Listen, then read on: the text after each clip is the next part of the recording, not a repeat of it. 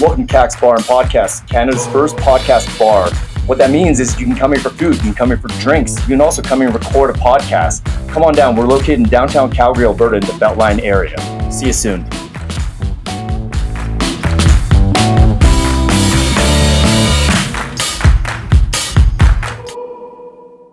Sounds right. Won't you? I have some very heavy thinking to do before 10 o'clock.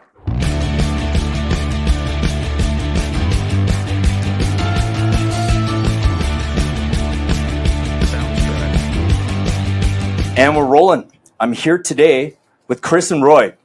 They're from Mindshift Marketing. Why I had to look at this card? Because they actually shifted the title of their company from Mindshift Marketing. What's your company now, boys? Just rebranded to Mindshift Studios, so it's mindshiftstudios.com. Okay. And what we are is an all-encompassing marketing agency that does Google Ads, SEO, social media management, branding, website building, video production, photography, and much more. We work with a variety of different clients all throughout Alberta, and have a passion to help support Albertan businesses. That definitely helps Cax Bar and Podcast out, because Cax Bar and Podcast, we do not have marketing skills. We're learning as we go, and right now there's some strange law of attraction thing that happened because Chris and Roy, they literally just walked in on me like last week, and they gave me a great spiel. I'm not gonna lie, and I was sitting there like, okay, I've been approached in the last few weeks with other people, but I don't know, you guys' energy was good. You look great. And from there, and off the air, we talked about some random stuff that just got me, literally, I was like, hey, let's do this, because at the end of the day, Cax Bar and Podcast is a free platform for businesses to promote themselves from Calgary. And you guys fit the bill. And I'm gracious you guys came down and followed through. There's been plenty of other people that they don't even follow through. So thank you guys for coming down. But let's start with how'd you guys meet? Mindshift Studios, is that what it's called? How did Mindshift Studios form, guys? So Mindshift Studios formed when I met my business partner, Walter. He's not here currently. And we basically were connected with so many different organizations that needed marketing support, and thought it would be a really great idea to start an agency so that we can grow and build our services, and start to formulate a nice little business to make money as well as serve our clients to the best of our abilities. Right, because the main key at the end of the day is we're all entrepreneurs. We're trying to make money, but you want to make money by actually helping people produce a goods or services. Yeah. Back to basic economics from high school, And but right now, the way you guys just talked and the way you guys were open to coming on this podcast, just right away, I was like, hey, they're good cats, we're anyone who's been around in life. They can read people, and trust me, I filter out other people that that weren't approaching with the right approach, if you will, But no, your guys' approach definitely.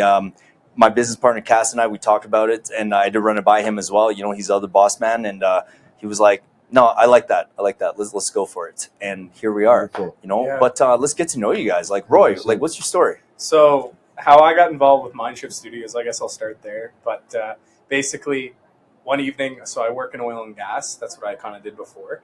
And currently or before? Currently as well. I Okay. do currently still do that. Do you want to name who you work for? I'd rather not give out That's cool. too much That's personal fine. information. No but, worries. I work in oil and gas. I work for a pretty large company.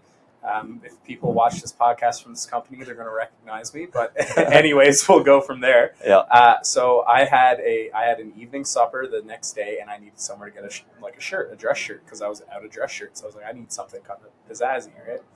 And I'm walking down the street, and all of a sudden I look to my left and I see Supreme, and I'm like, oh, like Supreme, the clothing brand, like Supreme Skate. And I was like, no way, like this isn't Supreme Skate. And I go in and I'm introduced to Christopher and his boss, and they were so excellent on the customer service basis. So I was like, holy crap, like these guys are great. And they got me a shirt, they tucked it up, they tailored it, everything was amazing.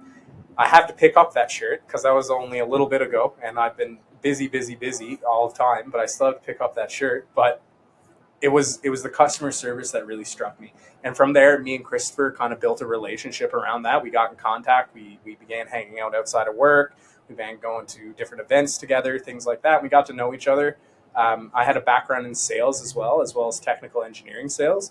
And Christopher really liked my vibe. And Christopher said, we want to bring you on, and we want to make you, kind of head of the sales spearhead side of things. So I came on, and that's where I got to, and now I'm VP of sales for Mindshift Studios. So as a side gig on top of your, it's going to be a full-time gig pretty soon, where business is ramping up, and it's definitely something. It's a message. Like, the studio has a message that I can get behind. The company has a great message, it has a great idea, has a great vision, and I share that vision. And it's definitely something I'm getting behind. And in the next little bit, you're going to see me fully transition into Mindshift Studios. Amazing. Christopher, anything to add to that? Or Well, it's great to have Roy on board because I love his energy, his pizzazz, his entrepreneurial spirit, and he brings great ideas to the table. I love how motivated he is behind the brand and what we truly are all about. So it's really great to have him on board. And what kind of showed, right, when you showed him the shirt Yeah. and then got it done right. It's at the end of the day, if we forget the concept of money, yeah, it's about the goods or services. Yeah, so 100%. obviously you were impressed by the services. That's just the way I see it right Absolutely. now, And I have to say, the people over at Supreme are absolutely amazing. Anything you guys need, for menswear, it's the perfect place to go. I'll put a little plug in there because I love the guys over there. They're like family. I see them and they're like family to me right away. It's like an instantaneous. Do you guys sell left side G-strings, or the one that tucks your cock to the left? Or? Yeah, we got that. Yeah, you got that? Okay. Honestly, I never wore those, but apparently they're starting to catch a fad, and I was like, come on, man. What if you took her to the right that day? Gotta buy a whole new set, come on. But no, boys, I appreciate what you're doing because I'm a fellow entrepreneur. So yeah. I caught your energy right away, and just even off of just having some drinks and some chats, I was like, these guys are good. Let's roll the dice and go from there. Hey, Christopher, you shared some interesting knowledge about yourself before we even started filming this. Do you want to tell that real quick? Yeah, for sure. Yeah, Christopher's origins are unique. They're unique to common people. So he's Wolverine. Yeah, I'd like to say that. Yeah. You're a more handsome facial Wolverine, but physically you're Hugh Jackman. Hugh Jackman has nothing on him. Hugh Jackman has nothing on Christopher. Facially, Christopher's way more handsome than Hugh Jackman. Exactly. Yeah, but Christopher could do some fucking shoulder presses. I could definitely been trying to get to the gym every morning, which has been good. But in regards to the origin story. So around a year ago, my parents sit me down. We start talking about a career-focused meeting because I sold my shares to my last business. And they sit me down. My mom flew in from Singapore. My dad was in town. And anyways, they started off by saying, Christopher, we've been waiting 26 years to tell you something. And we're not here to talk about your career. 26, man. I thought you were 20. I'm 27. I'm 27. Okay, you're aging great. Thank you. I appreciate that. Go on, man. I'm not trying to bro it too hard, but fucking facts are facts. Go on. So, anyways, they sit me down and they're like, we have to confess something to you. And they start off by saying, you know how you were born as an in vitro fertilization baby? In vitro fertilization is where they mix the sperm and the egg in a petri dish and fertilize it. And anyways, they've always told me the story throughout my life that it was my mother's egg and my father's sperm that were used to conceive me. However, they confessed to me that there was actually a donor involved that they never really told me about. And so technically, I'm the DNA of this other lady. And so what happened was they confessed this all to me, and they tell me the story. I was born in London, England, and my mother was working with a hospital in London called Portland Hospital. That's where Harry and Meghan had their child. And anyways. Where are you going with this? Yeah, Do you know Harry and Meghan? Yeah. I wish. Actually, funny story. Side note: on the day I was born, my dad rode up the elevator. He flew in from Tokyo to London, rode up the elevator with Elton John in the hospital, just by chance. Yeah. Elton was going up to see Sting because Sting's wife had a baby around the same time as I was born. Anyways, my mother gets the bad news from the hospital, and that very day she gets the bad news that she couldn't conceive a child using her own embryos. That very day she goes home on the subway in London and starts to get quite emotional. And someone notices her on the subway, on the tube, and asks her why she looks so distraught. They start to chat, and my mother was 43 at the time. And by the end of the conversation, the lady, who's 23, decided to be the donor and offered to be the donor. And so they worked together for over a year and a bit. She year to 2 years. She donated 17 embryos, 10 died, 6 expired, and I was the last one. And so it's quite the story too, because Your birth is a miracle, man. Yeah, Like a regular conception is a miracle enough. Yeah. But this, anyway, carry on. So technically, I'm Guinea's DNA. Her name is Guinea. My mother, Anita, was my birth mother. So basically, it took 3 people to conceive me. And another interesting part about the story is that Guinea, she was in an arranged marriage. She's from India. They're both from India, so that's the reason they could keep it a secret for my entire life, because if one of them was, like, let's say, Oriental or African American, I'd look different, right? But since they were both Indian, they could have kept it a secret for so long. And so Guinea was in a arranged marriage, and she had to do everything behind her parents' back without telling them, because if she told her parents, it would be like giving away a child, and they would have said no. And her husband approved of it, and she was all keen, and so they got connect. They worked together, and Did you ever get more of a diving into of like that agreement that they had? You know what I mean? Like, it was just, did they feel like they're just like doing good work for humanity, kind of, you know, because they're sacrificing their, I don't know, like lineage, if you will, you know, like it's like, and I asked this because my family has in vitro fertilization, for people who don't know. So it's like, I understand it at the end of the day, it's a true family that you have, you know, it's not blood. This isn't Game of fucking Thrones. you know what I mean? Your family is who you went through shit with, you know, but carry on, Chris. 100%. And so recently I got to go to Europe and get to know my donor mother. She took me on a trip to Santorini in Greece and got to meet my like half siblings, I guess, because technically I'm her DNA. And the interesting thing about that is throughout my life, I always thought, like, why don't I have much in common with my mother? As I get to know Guinea, her and I have so much in common. Down to we love the same singer. One of my favorite singers is Sade, hers too.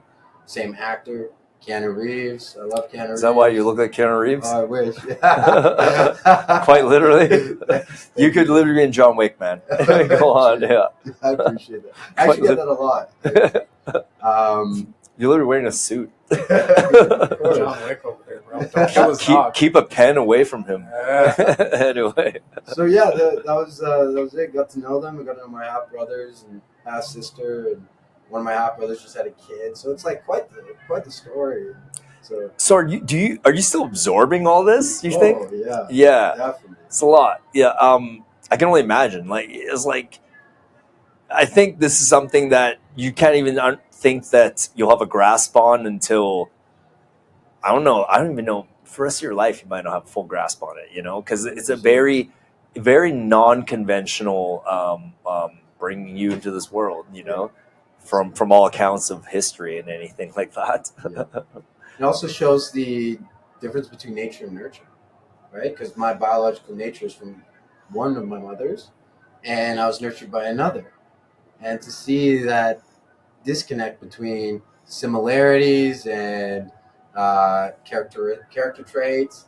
It's really quite something.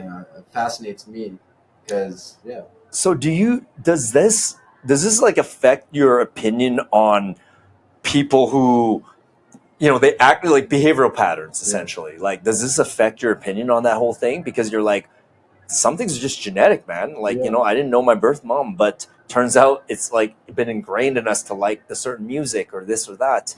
Like, what's your opinion on that?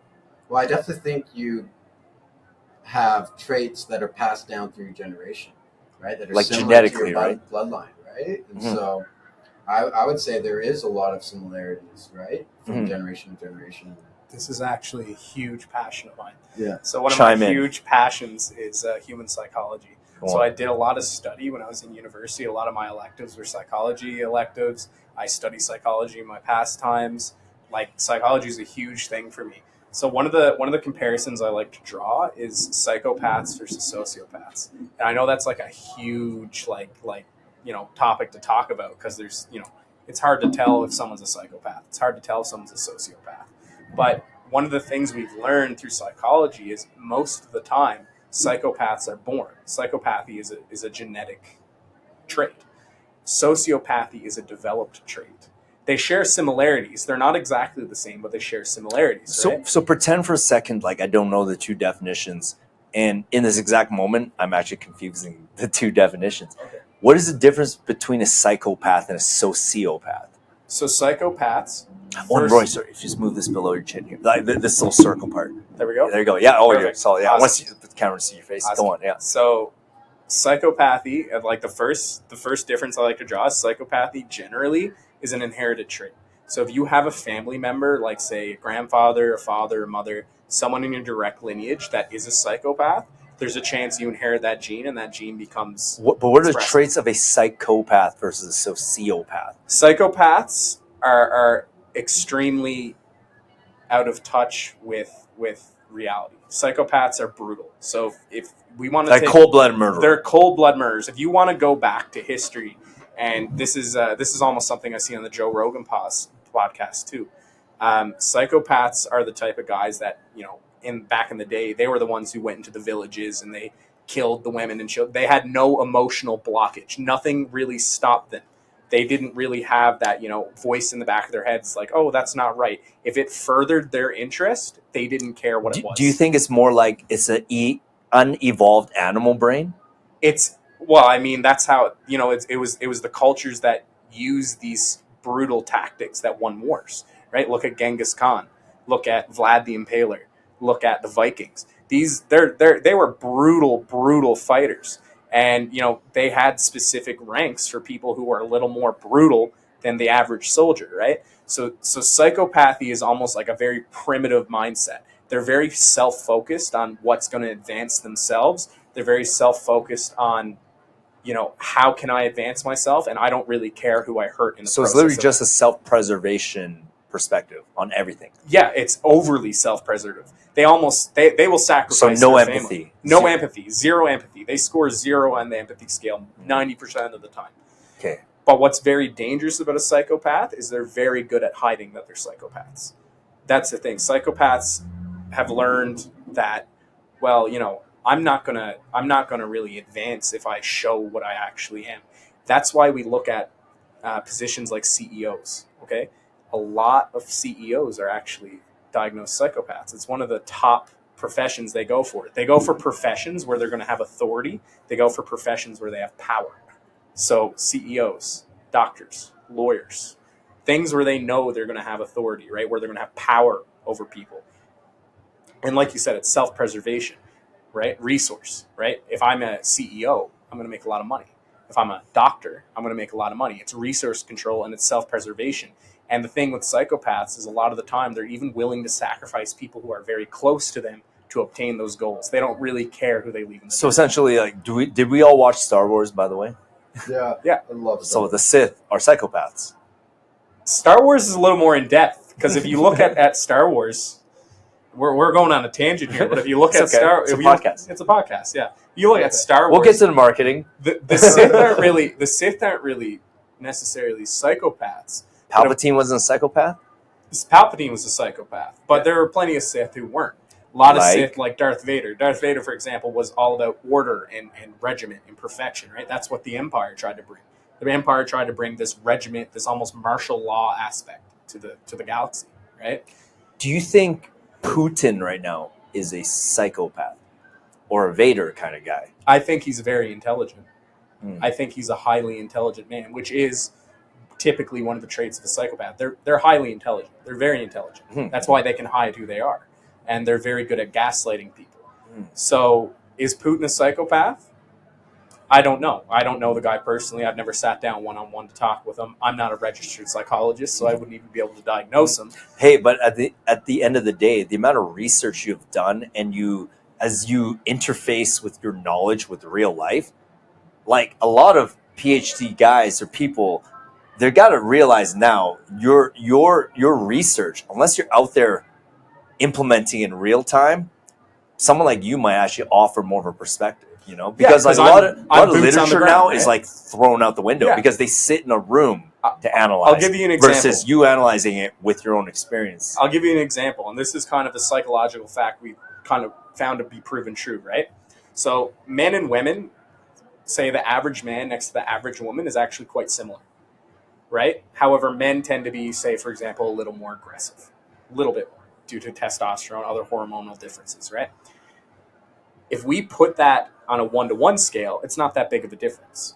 If we put that on a population scale, that's why we see like the top 50 most dangerous people on the planet are all men, right? So that's where psychology becomes interesting, is because sometimes one-on-one, there's not really that much of a difference. But when things get extrapolated to a population, that's when we see huge differences in the behavior of humans and the behavior of men. Yeah, versus women. you can only track that through a massive category to choose exactly. from. And that's why certain studies we look at, we'll see studies that are done with 20 people. It doesn't give as accurate of a reading as a study that's, say, done with 500 people, right? Okay, so I don't want to get too lost in the weeds because that can be a whole podcast on itself. But within sociopath, explain like sociopaths are a little different. So sociopaths literally sounds like you're describing T-Rex and Velociraptor to me. So I'm just like, we got the T-Rex thing down, but what about the Velociraptor, who's kind of just as vicious but tiny and more goes in packs? So you know the Joker, right? Yeah. Okay. So the Joker from Are you talking the Joaquin Phoenix one? Yeah. Joaquin Yeah. Phoenix. He's the prime example of a sociopath. Okay. He didn't inherit psychopathy. His mom wasn't a psychopath. She was. I'm pretty sure she was. I guess He was bathing his mom. Yeah. Until she was. Anyway, she had some great movie. She by had the way, some form of mental not great illness. because of the message. I just mean like a great like cinema production. Like, absolutely made me think for days after I saw that. Dude, it's crazy. It's such a statement on men's mental health in general. I was like, wow. Yes. But we take a look at Joker, for example, right? So we take a look at his upbringing, okay? So he has an absent father. He has no father figure, no male role model. His mother is severely mentally ill. She's delusional. She's basically psychotic, right? And she's raising this child. So right away, we see things that are going to affect the development of a child, right? And then we learn later in the story about how he was abused as a child, and that's kind of blocked out of his head. How basically he has this, this form of disability where he laughs when he doesn't mean to laugh. He has a lot of things going on. He's anxious 24/7. Anxious 24/7. But you notice as the story progresses, he almost gets these delusions of grandeur. Like, he thinks like, oh, I'm going to go on this movie or this reality show and I'm going to be a star, right? Like you see in the beginning, he's having that delusion that like, oh, I could get on there and I could be the best person they ever put on the stage. Man, right? This podcast is about to go south. But it's like, these are the origins of Hitler. When you research his fucking origins, right? Man. Like, so you look at that, right? So you look at how he slowly devolves, right? So he's here and he's like, okay, well, I have amazing talent that I want to show the world. Like he has a delusion of grandeur. He thinks he's better than but it's most not people. a delusion though. In the end of the movie, he actually shows he is a pack leader with an intricate mind for crime, but carry on. But not a pack leader in the sense that he was deluded. He's not a natural leader, but he's an inspirational figure. he's a movement starter. He's a movement starter. Yeah, yes. right. He started a movement. Yeah. And the issue, what you see with issues, you can see a lot of this, right? Is he begins to lose empathy, not by his own choice, Because he's getting but power. because he's getting power, and the more power he gains, the more things he does, he starts to forget about the other people in his life. Because power corrupts, right? Power is corrupt. Power activates the ego. It feeds it like a fucking super water if you're a plant. But you also notice that he becomes very socially aggressive, right? Yes. He becomes very manipulative. Mm-hmm. He becomes very forceful. He almost turns a new leaf, right? And this is the thing with a sociopath, is they are socially manipulative. They're very socially manipulative. So are they self-preserving then? They're a little self-preserving, but they do tend to have some empathy. For example, like Joaquin Phoenix in The Joker, he did have empathy for his mother. He did take care of her. Yeah. He made sure she was taken care of. Deep down, that's the only thing left from humanity. That was the only thing left for him, right? And now in the end, he did murder her. But besides that, he did have... Spoilers. The movie's been out for a few years. We're okay. But... he did have a little bit of empathy, and that's kind of the difference between psychopathy and sociopathy. It's nature versus nurture. Bottom line between psychopathy and sociopathy, it's nature versus nurture. They develop those behaviors because they want to self-preserve themselves, and not because they inherited those behaviors. So, Christopher, segue back to a little bit of your origins here. Like, bear with me, guys. You're a nice guy, I can tell. And when I say nice, I don't mean weak. I mean, like, you see the good in people because of your own, like, realizations. I don't know you prior to the year when your biological mother came into the mix, but it's almost like you do have a choice whether you want to take this trauma and look at it more like, woe is me, versus like, oh, like, this is a very unique circumstance that can help people. Like how would you say you took that experience? I took it as like a very beautiful experience. You're just talking to Mike. I took it as a very beautiful experience because it's not every day you find out you have another mother, right? And so, did you have a really good childhood, by the way? I would say I had a really good childhood. Lived all over the world, 8 different countries. Got to travel a lot, see the world. I had interest in arts, culture, music. So, yeah, I would say I had a very good childhood. Good parents that I think raised me well and loved me. But yeah, it was definitely quite the experience. But to me, it felt like a beautiful, beautiful story, a beautiful experience that allowed me to reflect and learn more about who I am, learn more about where I came from. Yeah, got back from pre-pee break here. Chris, I kind of lost my train of thoughts, but no, I know you were telling that you merging with your family, meeting your family was a beautiful story, and I love that stuff. It warms my heart because again, like, yeah, I have family members that they did the vitro because like, it's just people have different circumstances. But right now, to segue back to what Roy was talking about. Like, do you believe at the end of the day, like, because you had a good upbringing, is that why you didn't hold a grudge per se for your origin story? I don't think I held a grudge because I think it was a beautiful experience, like seeing my mother tell me this story. We both like kind of cried about it, but it was beautiful. And then meeting my other mother and getting to know her, it was just. It blew me away, like that, to be the main character of this story, right? Mm-hmm. And so I'm grateful for both of them and what they did to bring me into the world. All I can really say to this matter is that before I segue into this next section of this podcast here, it's just who here is an atheist?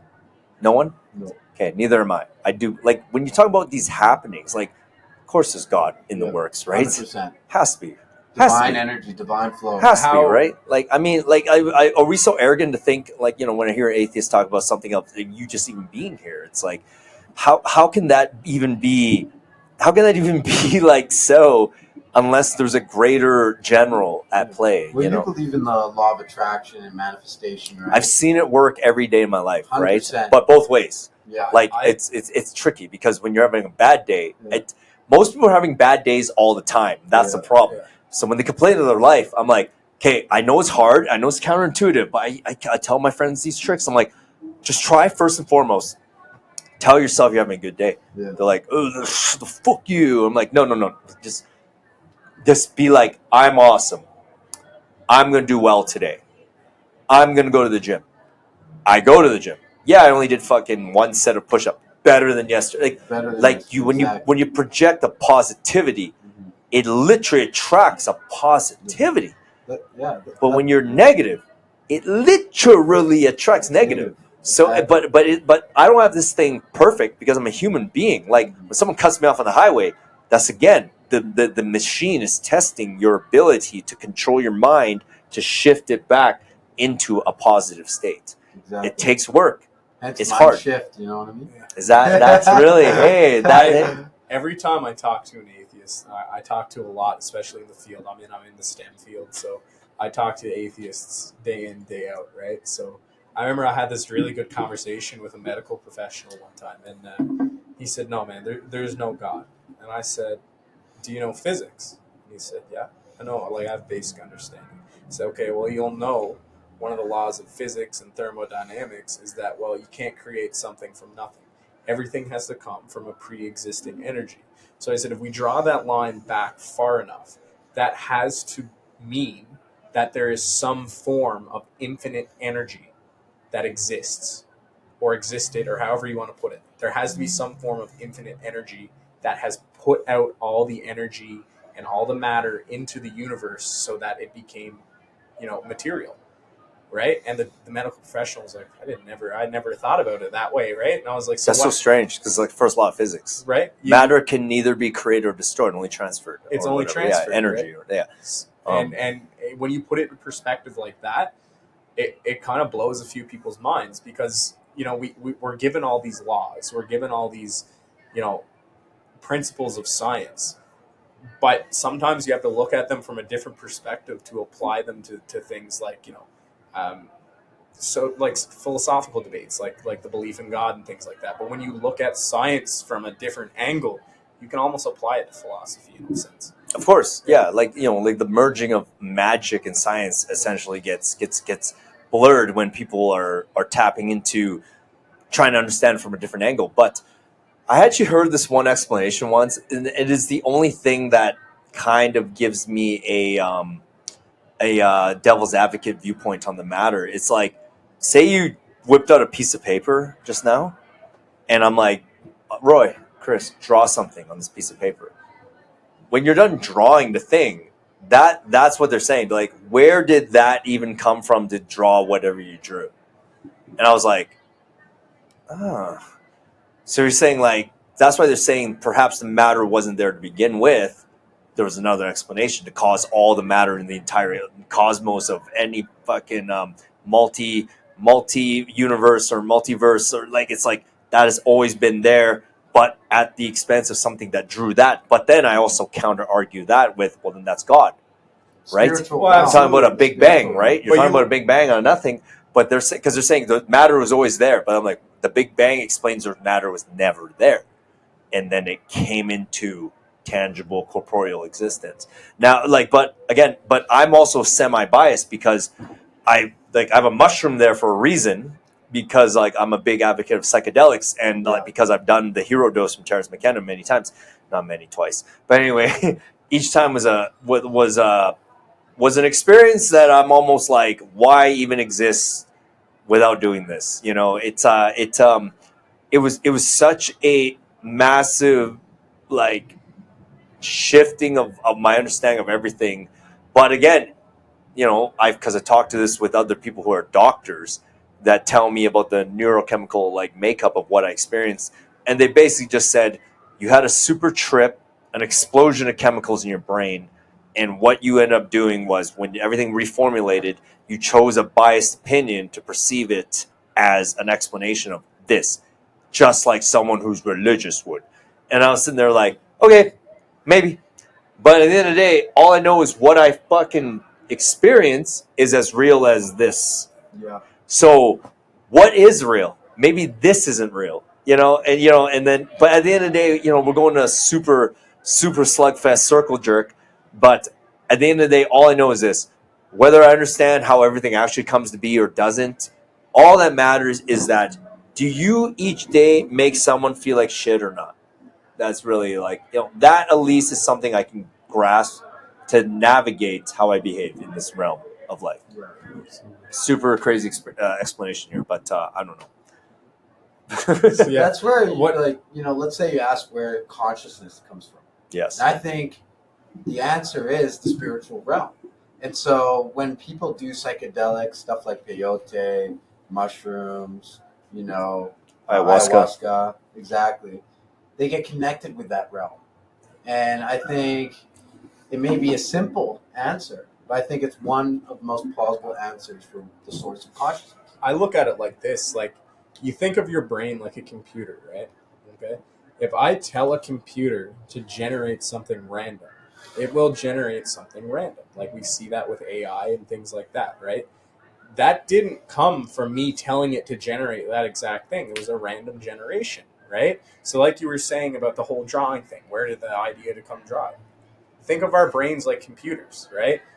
They're randomly generated things based on input we have received throughout our life, right? Whether you like it or not, the random drawing you drew has some connection to something you experienced, whether that was 20 years ago, 20 minutes ago, 15 hours ago, whatever. But that's what I mean by, I feel like the explanation of existence and consciousness, we're so far down the rabbit hole, no one can know where it came from, because it's like literally like, that Russian like cup where you show it in a mirror and it shows infinite cups. Like, where's the end point? In theory, there's no end point. But if there's no end point, then that means the end point is everything. So it's like, like when I dive into that thought process, it's like, it's a moot point. We can talk about it all day and have drinks and fucking have a good time and fucking feel good and get some dopamine off of talking about this. But the reality is, like, we don't fucking know. But when you don't know, are you going to carry yourself like a psychopath, as you said earlier, and think that everything revolves around you? Do you have a choice of carrying yourself as a psychopath? Yes. If it's genetically inherited, it's part of your nature. But if you have enough wherewithal to make moves that encompass things like manipulation, then you have enough wherewithal to dive into your own psyche and untangle the manipulation. You almost have to be on a new level of self-awareness to realize what you're doing is wrong, when what you are programmed to realize or programmed to believe is right. You have to almost be on a whole different level of awareness. It's like we see people who go through psychotic delusions, right? Some people actually know, hey, I shouldn't be thinking this way. Like, there's something wrong, right? And then those people go get help and they take the medication, they do the therapy, and they gradually get better, right?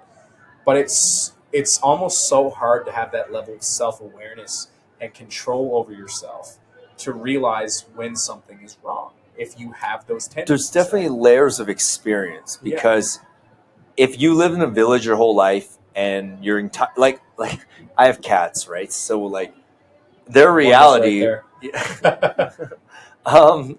like cats, you think about it, they have 13, 14 years max human existence, a good existence, and some might be encapsulated into a 700 square foot apartment for like 90% of it. Like the cat's perception of existence, it's smart enough to feed, smart enough to poop not where it wants to sleep, it's smart enough to, like, if something hurts, not to touch it, but it stays in a state of wonder if it's even capable of that. And like, we as a human look down on the cat like, you don't even know what goes on, bro. There's taxes and bills, and you breathe, you owe $100. Yeah, it's like, and that's kind of the way I see it. At the end of the day, we absolutely must be cats to the greater schematic of things. There's no way this is like us being smarter than anything or anyone. Like that's just like something I truly believe in. So always stay humble, and your default mode should be a good person. What's crazy is to bring the example of cats, right? A cat's world is so small. Like, if your cats, for example, they know the area they live in. That's their life, right? Yeah. That's where they sleep. That's where they eat. That's where they go litter box. That's right. We don't even know everything about our own Earth. Yeah. Let alone everything that could be out there in the vast, vast universe that's infinite and forever expanding. Okay, so fellas, like to dive into a bit more of a woo woo talk here, but I'm down with that. Like conspiracy theory things, like what do you like? I'm not gonna lie, like I'm on YouTube, and hopefully I don't kicked off for this shit, but I already said in many of my previous podcasts, like I do believe there is a greater force at work. Yeah. You know, like James Bond, there's a specter. There's a secret organization that worships evil, and it's like it's always been there doing battle against the people who don't worship evil. And it's like, and at the end of the day, you know, I do believe that at the end of the day, there's two polar forces, good and evil, and it's like God is good, devil's evil, and that's what is going on. Like, but it's like, but the battle, I feel like it's at a stalemate, and we're seeing it in our real time right now. So You know? I would say there's kind of multiple battles at play right now, right? There's the battle in the reality, there's a biblical battle, there's a spiritual battle. And so I know we can dive into this and it gets into the Dive levels in, of dive in. conspiracies, but I think there are a lot of like dark forces at play, right? Manipulating the minds of the masses in order to think and act a certain way in order to But the conform end to game social norms. is destruction, right? The end game, I would say, is a thing called the New World Order. Go on. And that's basically a new sort of dystopian totalitarian society, kind of that mirrors the Chinese social credit system, in order to control us and create this invisible prison around us. So the people in power, like Yeah. my question is, what's their end game? Like, it's not just to bang a bunch of chicks and fucking eat a bunch of food. Oh, Because well, like, what's the end game? Like, Control. control. They want. they're just obsessed with Think like about Palpatine, psychopathy. literally Palpatine, Like right? psychopaths, right? A lot. Look at the Fortune 500 companies. Okay, look at things like Google, Facebook, things like that. Google has so much of a grasp on our life. They own YouTube. They're recording this. They're even if recording you talk, this right yeah. now, right? Yeah. Facebook knows everything about. Facebook knows when you die without you telling it. I've seen that happen to people I've been close with, and they've died, and all of a sudden, somehow, Yeah, the election counts basically showed that fucking shit. yeah, Facebook knows. So these huge corporations, already have so much control over us. So one of my question is, because like I was delving into this in the last podcasts, like that's why people don't realize Cax Bar podcast is so funny. It's like it looks almost like this innocent Calgary-based podcast, but it was like half the time it's like this kind of shit that gets talked about if you dive into the guests, because I bring it out of them. But man, it's almost like if the end game is just the worship of evil, essentially, Yeah. right? It's like I feel like we're kind of entering beginning of the Battle of Middle Earth. It's Lord of the Rings, like it's happening before us, because like behavior patterns are wacky right now. Yeah. And that absolutely is a result of this, like, like it's just like beginning Ghostbusters before like 100%. Gozer rolls in. Like I'm every day, like there's a reason why I just lift all the time, because I'm like, I want to stay physically ready to grab my girl and put her in her car and like do Last of Us shit and get out of this place. Well, we're seeing the radicalization of the population, right? Yeah. We see radical left, we see radical right. We see them constantly fighting. They're burning buildings down. They're shooting each other. They're shooting police. And they did like over what? So- when you think about it, Right. that's massive People brainwash are over dying brainwashing. over opinion. They're Yeah. they're killing dying each other over opinion. Yeah. Right? So when you look at communism, what communism is within reason is the control of a thought process, right? Within communist countries, they control the way in which the population thinks. And so a lot of countries that became communist in Eastern Europe went through a similar process I believe we're going through here in Canada. And it's called... History's there repeating itself. History is repeating itself. Yeah. And the process is called ideological subversion. And it's broken into 4 stages. So the first stage is demoralization. It's demoralizing society by making the masses think a certain way that goes against patriotic values, goes against the family unit. And so all these social movements are being pushed and funded in order to shift society and society's perception a certain way to move society towards the direction where I would call them the elites want us to go. Then it moves into a process called destabilization, which takes 2 to 5 years or longer. when you look at stuff like Agenda 2030, stuff like that, I think they're shifting it to 4 to 10 years. And then you reach a point of crisis, which is either civil war, revolution, or invasion. Pandemic, exactly. And then after that is normalization. So it's tough to manipulate. It's tough to make someone do something that they actually don't want to do, like give away their freedoms. But in order to achieve that, you have to manipulate them. You have to coerce them. You have to make them want it.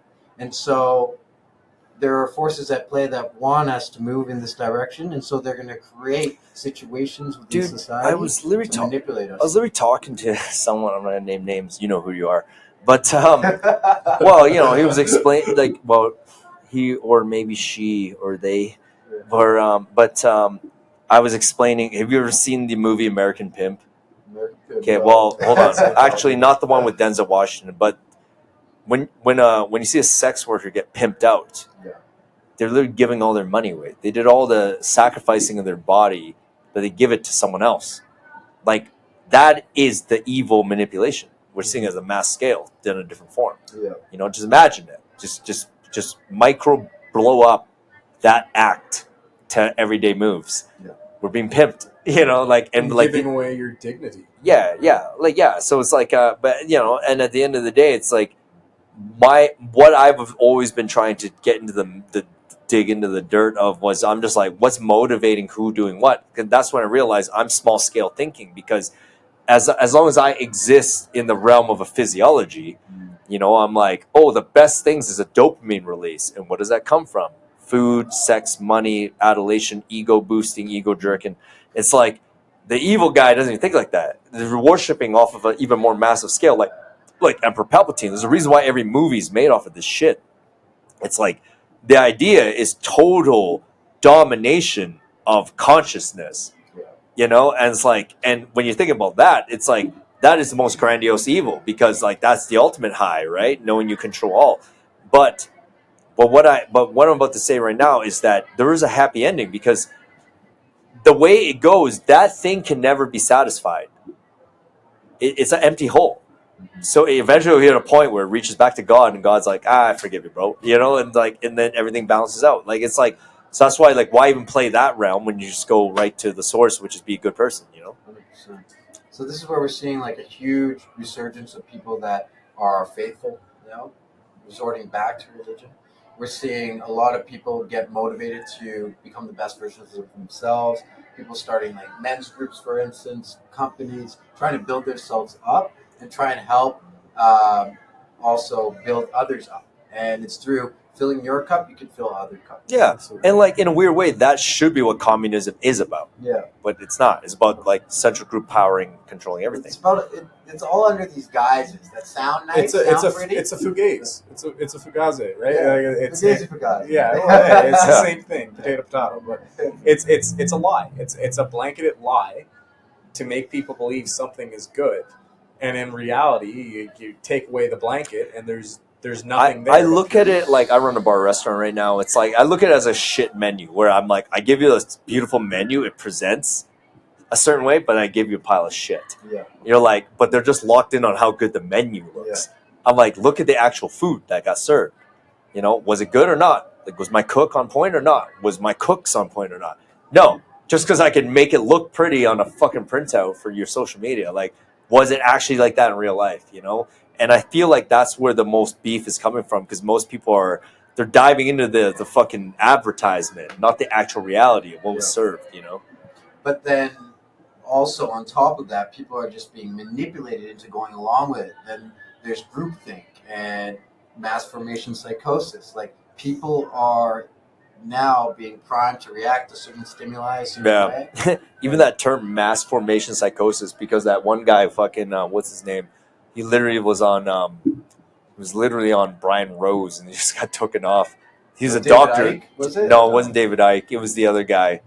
David Icke. Don't get me wrong. I do listen to some Robert Malone. Robert Malone. There you go. Yeah, mass psychosis. But yeah, but it's hard times, because, you know, like, people jump to conclusions on a variety of things, and, you know, it's gonna suck for me, because like I am gonna release this podcast, but like at the end of the day, it's not like it looks like I'm like siding right wing fucking Robert Malone, but it's not. Like I'm just merely describing. Just stop to think about all that was laid out. You know, I'm not saying this guy's 100% right, 100% wrong. Like, but it's like right now there is absolutely a mass psychosis happening, and it's happened before many fucking times, over and over. It's a giant delusion. It happens every day. It happens every day with like, what's a shitty song that you knew was shitty, but everyone told you was good? Montero by Lil Nas X. I don't even know what that is. How about Justin Bieber's Baby? That song was absolute that garbage. was- yeah. You know what I mean? Yeah, I love Justin Bieber. His new stuff. Oh, is I love amazing. Justin Bieber too. His Diplo remixes are amazing. But like, Baby was an absolute garbage like song, right? But like mass psychosis happened there. I Right? actually have an experience to kind of add to that. So Christopher doesn't drink. I drink. And anyways, I think it was Saturday or Friday. When did we go to Back Alley and all those other clubs? Yeah, it was Saturday. It was Saturday, yeah. So we went to a bunch of clubs here around Calgary, and we were enjoying the nightlife and whatnot. And we go to this one particular club, and I don't want to name drop it or anything like Wasn't that. it Back Alley? Did you just No, say? it wasn't Back Alley. It actually wasn't Back Alley. Back Alley, we had a great time there. The bottle service was amazing. The bartenders were super nice. The staff was really great. Back Alley was great. But there was one bar in particular we go to, and it was almost like the entire thing was like by design to melt your brain. Like we go in there and it's these overplayed pop songs that, you know, you could kind of see the energy in the room. Like, you know, you could look around and see people were kind of like, oh, like, you know, this is the thing again. But then there was like a mass group of people in the kind of the dance area dancing along and like to this song that like you could see the majority of people in the club were kind of like rolling their eyes at. And What song was it? I can't remember the song. I'm There just was a few of them. But I remember Was that Ice Spice song? Because that literally like singes into my brain. Munch. No, that it wasn't that one. But Okay. I remember me and Christopher walked out, and I was like, that was like the most commercial. You guys literally walked into Mind-melting. fucking Satan's lair. Yeah, And, I was like, that was the most commercial, mind melting, like matrixy. I'll use the word matrixy place Yeah. and event I've ever been at. I definitely feel like society is we're going through like we're basically on Star Wars Episode 4 again as a society. You know, it's like we're just diving into another massive mess. It's going to resolve itself. The good will triumph, but then like Empire Strikes Back. yeah, my problem is, you know, talking to a lot of people, you know, like obviously Law of Attraction brought us together here tonight, but it's like fuck, this is just gonna happen again. That's why I'm at a weird point where I'm like I'm a little bit sick of it because I already know this happening again. I know your ancestors, my ancestors, like our ancestors have gone through this every fucking time. Like every 3 generations, there might be a period of peace, and there's this shit again. It's always the same shit. Happens again, over and over. It's just like I personally get annoyed reading about it. Like, don't get me wrong, like there's a bit of a kick like every time when you're like, oh my god, this is spicy, it's happening. But then you're like, wait a minute, it's happened a fucking 1,000 times. Like that's what I'm like, aliens come down and just fucking take us up and like The Rapture. just rewire this whole fucking thing. And like you guys talked about AI earlier because your services utilizes a lot of AI. And it's like I'm at a point now where I'm like, AI, just fucking like we suck. Just fucking do it. Like we're doing the same story over and over. Well, that's what's crazy about AI is like we've used AI to kind of revolutionize our clients' business, and like we've seen huge results, like better than what, you know, me or Christopher or Walter or anyone really involved with the company could do. And it's not us. It's an artificial intelligence. It's an artificial conglomeration of ideas and data.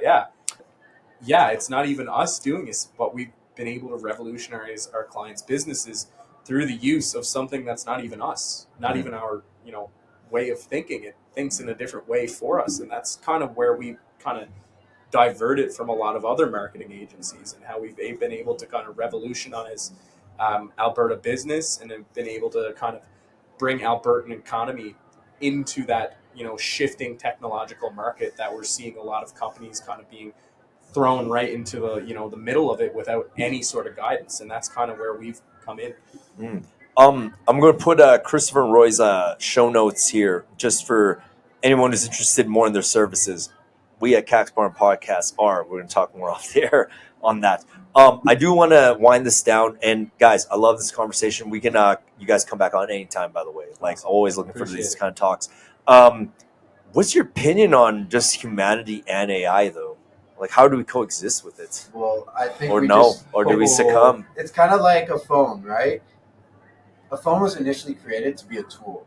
But right now, I see people on the train, everywhere, and they're becoming the tool of the phone. And the algorithms at play are intended to take time from us. And so it's important to be aware of this. It's important to have discipline, be conscious of this, and try and keep it as a tool. So limit social media usage, limit.